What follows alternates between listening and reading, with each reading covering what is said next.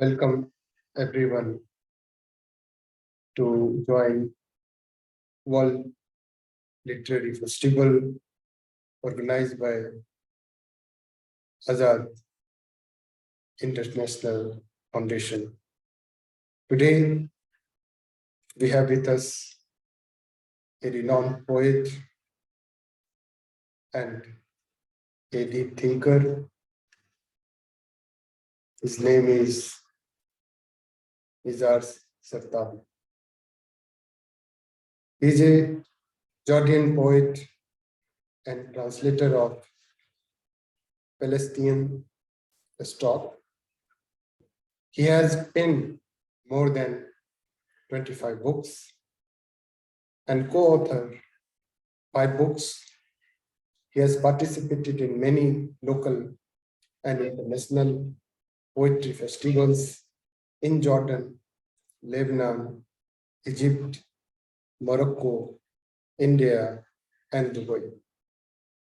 His poetry and translations have been anthologized and published in literary journals, magazines, newsletters, and websites in different parts of the world. Sartawi has awarded the first prize in translation by Al-Nim, his numinal literary organization, 2013. Naji Naman Award for Creativity in 2018, Jerusalem Intellectual Forum Honorary Award 2019, and in January 2022, Al-Watan Ne Larab Media Foundation, based on London, honored him, creating a literary award named after him, Nizar Sartawi Creativity Award for Translation and Literature. So, dear and respected friend, let me share this video and I request for your kind attention. From Amman, Jordan. I'm truly honored to be part of this International Literature Summit and World Poetry Conference. Today I'm going to talk briefly about Dr. Anand's masterpiece, Lustas. The title of my brief article is Lustas, Alliance Between the Orient and the Occident. Dr. Anand's Lustas is a literary work that treats a universal topic, the perpetual conflict between good and evil. Simply put, in this conflict, God and his followers represent the good, while Lustas and his cohorts represent evil. In this respect, Lustas belongs to a literary genre that has been explored in numerous literary works, including Shakespeare's play Macbeth, John Milton's epic Paradise Lost, Marlowe's play Dr. Faustus, Goethe's play Faust, and Thomas Mann's novel Dr. Faustus, to name but a few.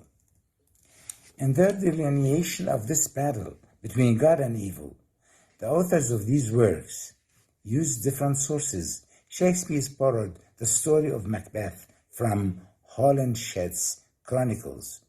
Milton's epic is based on the biblical story recounted in Genesis of Adam and Eve, who fell from the grace of God after being tempted by the devil.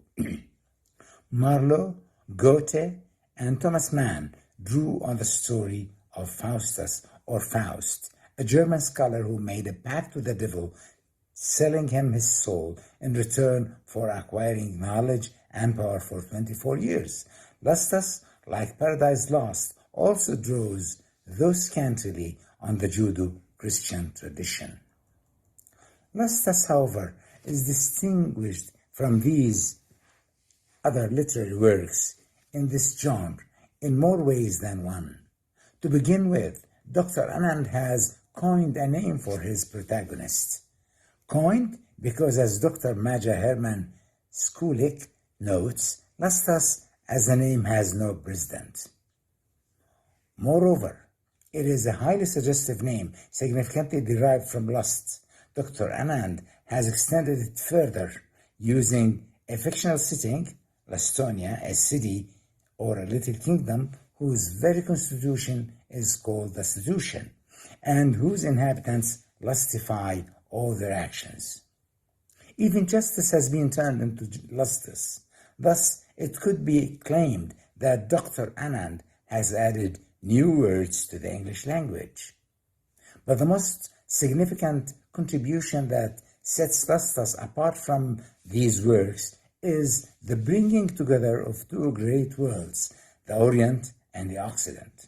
In lustus, the Christian teachings, as Lustus himself declares, have not worked. Christ, according to him, failed to look through these provisions by which a hole was struck in his side and sin was legalized. Confess and you are freed from blame, so that you can commit the same blunder again and again. To err is human, and to err is no shame. Towards the end, Lustus and his demons wage an unholy war against God and Brahma's disciples. Brahma and God agree that it's necessary to stop the bloodshed started by Lustus and his accomplices and call for a truce. But Durga, the demon slayer, rejects the plan and attacks the monsters, killing so many of them. Eventually, a peace treaty is signed by Brahma and Satan. These two characters represent the East and the West, respectively. The representation, biased as it might seem, serves as a casual footnote to the failure of Christianity in our post-modern culture, announced earlier by Lustus. But the most significant occurrence is the alliance of East and West, hence the alternate reference to God, representing the Christian religion, and the gods, representing the Indian religions. Achieving this alliance can be viewed as a wish fulfillment on the part of the author of Lustus. In the Ballad of the East and West, the English poet Rudyard Kipling wrote, "East is East and West is West, and never the twain shall meet," thus articulating his conviction that the dichotomy between East and West is irreversible. It is worth noting that Kipling's ballad was published in 1889, about 3 decades after British occupation of India and almost 6 decades before British rule was ended. Interestingly, at the end of Lustus, an alliance is formed between the East and the West. It is as though underneath this denouement, Dr. Anand is extending a hand towards the West. It is perhaps a mighty hand, or rather the mighty hand of modern India, but it bears no grudge. Finally, Dr. Anand's philosophy regarding conflict between good and evil is represented in the epilogue of Lustus. This echoes a major theme in Goethe's Faust, that as a force of evil, the devil is part of the overall divine system. In this system, good cannot exist without evil.